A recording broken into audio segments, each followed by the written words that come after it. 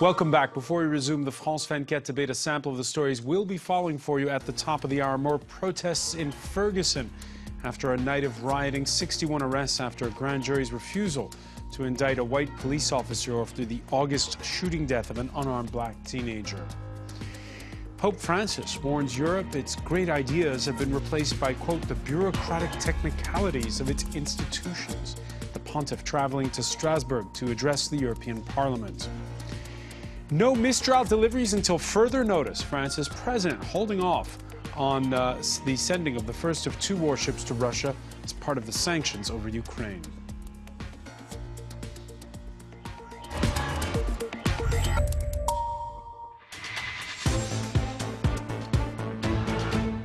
Welcome back, or welcome if you're just joining us. This is the France 24 debate after the verdict by that grand jury over the August shooting death of an unarmed 18-year-old black teenager in Ferguson, Missouri.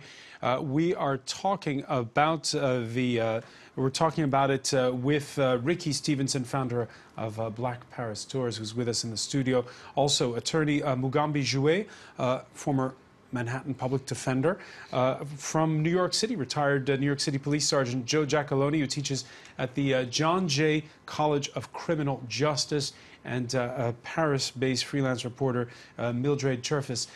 In his speech on Monday evening, where he appealed for calm, Barack Obama hailed enormous progress in race relations, but added there are still problems, and the communities of color are not just making these problems up.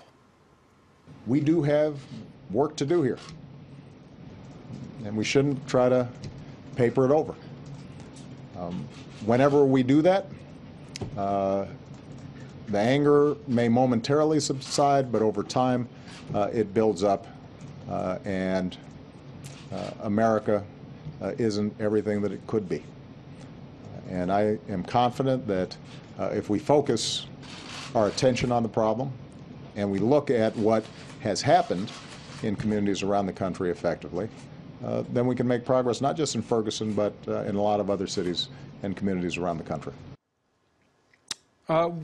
What's got to be done to stop to stop this climate of deep distrust between communities? It's a very difficult question to answer because America has long been extremely divided by the question of race ever since the days of slavery onto the days of segregation, the civil rights movement, and nowadays. And it's also a nation of very stark contradictions. It's the first Western democracy to have chosen a person of color as its head of state, which reflects the open-mindedness of a great part of the American population. On the other hand, a significant part of the conservative opposition has not hidden its discontent at the fact that the president is black, and a lot of issues in American society, from the criminal justice system to broader questions like economic inequality or access to health care, are perceived by a lot of Americans as racial questions. Reactions coming in from a lot of you on Twitter. Holly Elizabeth saying, I've heard of this many times. It happened in LA. A kid was shot dead reaching for his cell phone in a panic. Joe Giacalone, would you say, from your personal experience, that race relations are improving? Well, just from my experience here in New York City, I would say absolutely yes. The New York City Police Department has made great strides to diversify their police department, probably in the vanguard of most police departments. And when I actually had heard about the racial makeup of the Ferguson Police Department, I was quite shocked too. And all I can say is that the Justice Department has its work cut out for it, because there are nearly 19,000 police agencies in this country, and diversity is going to be looked at and is going to have to be addressed. I was going to say, there's going to be a federal inquiry now. What can happen during that federal investigation? Well, they're going to have to look at hiring practices. They're going to have to look at the recruitment, selection, the training. And then once you have them, you have to look at the discipline and the supervision. I mean, that's what really policing is all about. One of my mentors, Professor Haberfeld, that's what she calls the Pentagon of Police Leadership. And those 5 things are the issues that the Department of Justice has to look at within the recruitment, selection, training of their police officers. But, you know, the issue that comes down to is that diversity is a must. We must have our police departments look like the demographics makeup of what they, the people they're serving and protecting. I think that's a very important first step in order to help mend some of these fences. And you would think by 2014 we'd have this down pat, but apparently we don't. All right, reactions still coming in to the grand jury's decision. One from Trent on Facebook. The grand jury looked at all the evidence. They took a logical approach, not an emotional one. So again, some saying that we have to look at all the evidence in that particular case. Ricky Stevenson, when you think back to the night when Barack Obama was elected, you didn't expect there to be a magic wand that would end. No, we knew it was going to be. We knew it was going to be a challenge. We hoped that with President Obama and the fact that so many people had voted for him, that this would be a way for us to move forward, to trust each other, to begin trusting each other, to begin talking to each other. America is a country, unfortunately, that's built on racism. How do you control millions of African people that you've enslaved unless it's based on racism? And that's not giving way to the intelligent people who exist in the United States. I don't know what's going to happen. Will Americans have to be struck blind? Is that going to be the solution? Or is there going to have to be something, like after 9/11 or after different situations happen, people come together and they begin to trust each other, and they cross racial lines. But right now, there's a grave problem, and it's getting worse. Mildred, let me ask you, because we've seen a lot of criticism of the United States here in France today. We've seen shocked reactions and everything. But when you look at policing in this country, there's what they call the délit de sale gueule. I guess you could call it the felony of having an ugly mug. Officers tend to stop people who look Arab or black. This happens in France. This happens in America. The difference, I think, in America is that the police are now the military. There is a militarization of the police force that is going unchecked. They're receiving former gear from Iraq and Afghanistan. They show up to protest dressed for war, but yet tell the people who are attending the protest to come peacefully. And a lot of people do come peacefully, but it's insightful.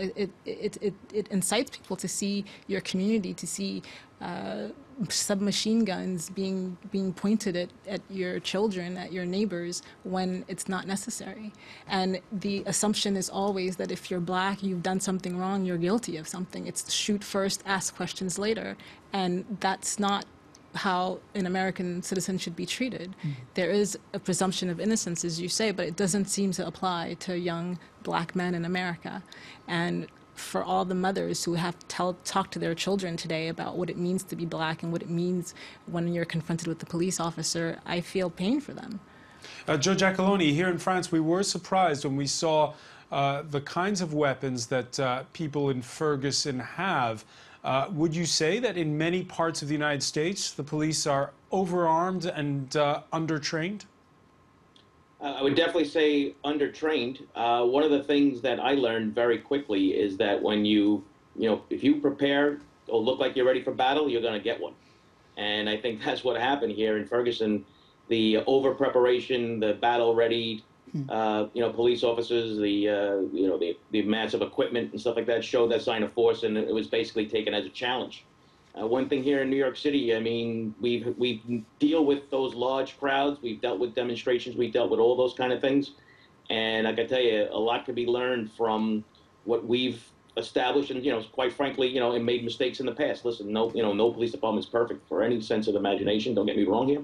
But you learn from your mistakes and you move on. The question comes down to is, through this collaborative effort that we're seeing, from what the current police commissioner, William Bratton, is pushing, can we collaborate with these other departments and show them some of the techniques that we've done that have been successful in the past? And I think that's something that could be looked at also by the Department of Justice. Right. How can law enforcement agencies help one another deal with large crowds and deal with situations that, quite frankly, do not look good in the sense of the word on the face of it?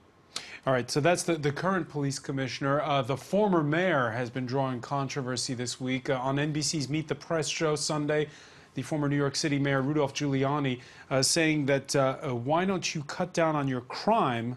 He was saying this to a black activist. So many white police officers don't have to be in black areas. 93% of blacks in America are killed by other blacks. We're talking about the exception here in Ferguson.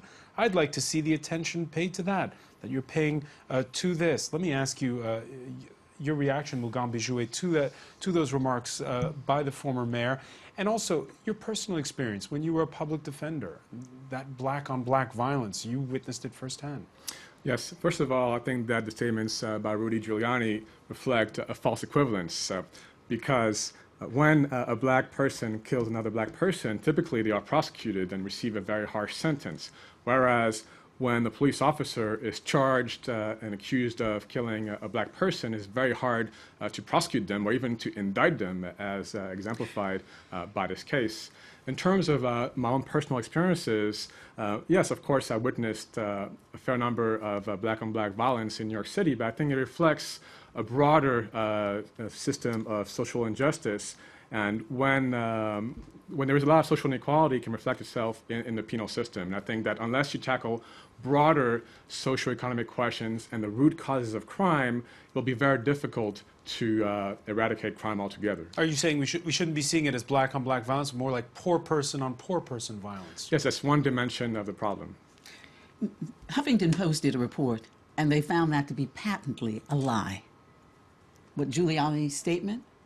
There are not more blacks killed by blacks than killed by police.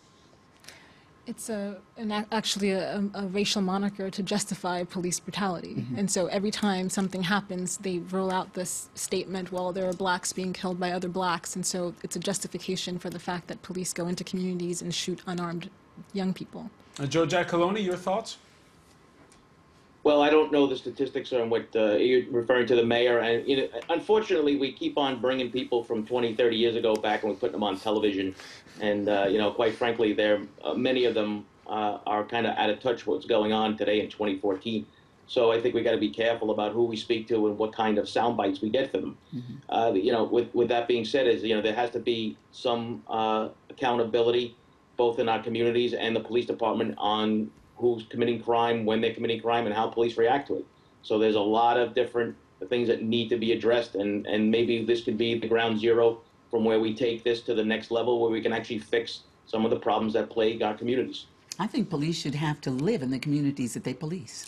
I think that would knock out a lot of problems. If you knew the day-to-day challenges, if you lived in that community, if you knew, like when the Irish came here, they patrolled their own communities, I think that would help greatly. Because at the moment, it is very much an us against them, mm-hmm. and it's a war that we're fighting, and we're prepared for it, but yet the people on the other side. Mildred, in the particular case of Ferguson, it was a community where the number of blacks increased quite sharply over a short period, several decades, and you had a police force, which is a civil servant's job, that they held on to those jobs, and it's just demographics not keeping up. Exactly, and if you have 53 police officers and 4 of them are black, you're going to have some issues. And if just rolling out a few But practically, what do you do? Do you fire the old police officers? No, you do sensitivity training, you hire police officers police officers retire, you hire new ones who have some sort of sensibility toward the communities that they police. You do ongoing training for the encounters that they're going to have, and you bring up the Fergusons, you bring up the Oscar Grants and the John mm-hmm. Crawfords and all the other police shootings. These things are not happening in a vacuum. They're happening every other day or every 28 seconds in America, by one statistic. I think one way to start addressing the problem is to frame the debate differently. In America, there's a tendency to conflate poor people, black people, and criminals altogether.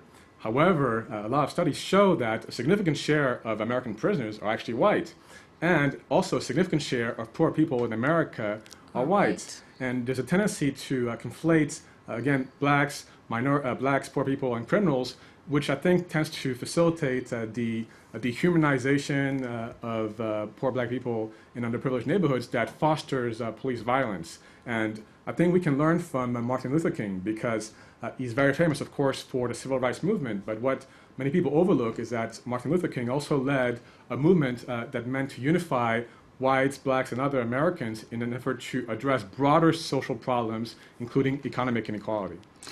I'm sure you must have thought I was crazy when I said we'll have to be blind, but I'm not poor. I was never poor.